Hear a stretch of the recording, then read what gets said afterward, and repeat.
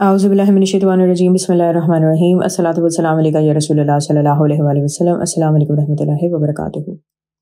अबू सुफियान और कैसर रोम के दरमियान मुकालमा शुरू होता है क्योंकि हुज़ूर पाक सल्लल्लाहु अलैहि वसल्लम ने रोम के बादशाह को इस्लाम की दावत का ख़त भेजा है। कैसर पूछता है कि जिन्होंने नबूवत का दावा किया है उनका ख़ानदान कैसा है। अबू सुफियान कहता है उनका ख़ानदान शरीफ है। कैसर कहता है क्या इस ख़ानदान में से पहले भी किसी ने नबूवत का दावा किया था।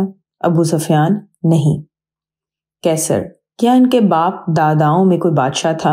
अबू सुफियान ने कहा नहीं। कैसर पूछता है जिन लोगों ने इनका दीन कबूल किया है वो कमज़ोर लोग हैं या साहिब असर।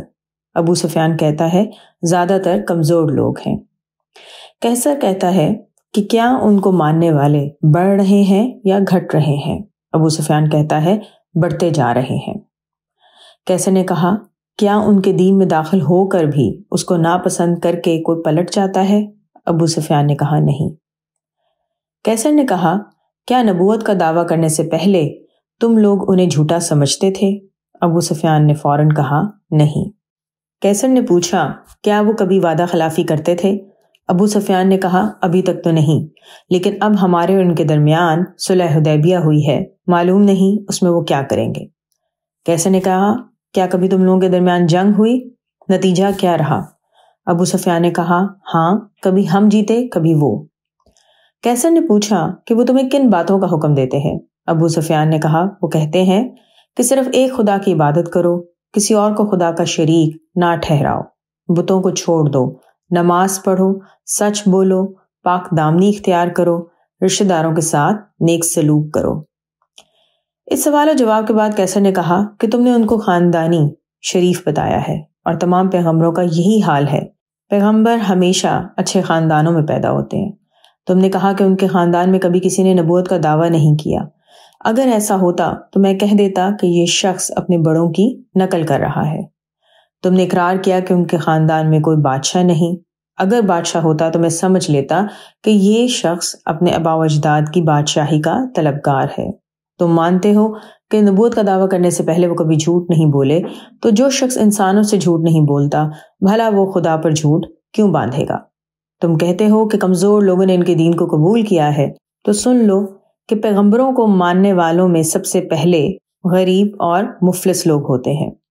तुमने ये माना कि उनकी पैरवी करने वालों की तादाद बढ़ती जा रही है, तो ईमान का मामला हमेशा ऐसा ही रहा है कि उसके मानने वालों की तादाद हमेशा बढ़ती ही जाती है। तुमने ये भी कहा कि उनके दीन से कभी कोई नहीं फिरा, तो तुम्हें मालूम होना चाहिए कि ईमान की शान होती ही ऐसी है। जब इसकी लज्जत किसी के दिल में घर कर लेती है तो फिर वो कभी नहीं निकल सकती। तुमने इस बात का एतराफ़ किया कि उन्होंने कभी वादा खिलाफी नहीं की, तो रसूलों का यही हाल होता है कि वो कभी भी कोई फरेब और वादा खिलाफी नहीं करते। तुमने बताया कि वो तुम्हें एक वाहिद खुदा की इबादत करने का कहते हैं, शिर्क से परहेज करने का कहते हैं, बुत परस्ती से रोकते हैं, पाक दामनी और सिला रहमी का हुक्म देते हैं। तो सुन लो कि जो कुछ तुमने कहा है अगर ये सही है तो वो अनकरीब इस जगह के मालिक हो जाएंगे जहां इस वक्त मेरे कदम है, और मैं जानता हूं कि एक रसूल का ज़हूर होने वाला है, मगर मेरा ये गुमान नहीं था कि वो रसूल तुम अरबों में से होगा। अगर मैं ये जान लेता कि मैं इनकी बारगाह में पहुंच सकूंगा तो मैं तकलीफ उठाकर वहां तक पहुंचता, और अगर मैं उनके पास होता तो मैं उनका पाँव धोता। कैसर ने अपनी इस तकरीर के बाद हुक्म दिया कि रसूल पाक सल्लल्लाहु अलैहि वसल्लम का ख़त पढ़कर सुनाया जाए। इंशाअल्लाह नेक्स्ट वीडियो में आपको वो ख़त सुनाएंगे जो हुज़ूर पाक सल्लल्लाहु अलैहि वसल्लम ने कैसर रोम को लिखा था। अस्सलातु वस्सलामु अलैका या रसूलल्लाह सल्लल्लाहु अलैहि वसल्लम। अस्सलामु अलैकुम रहमतुल्लाहि व बरकातुहू।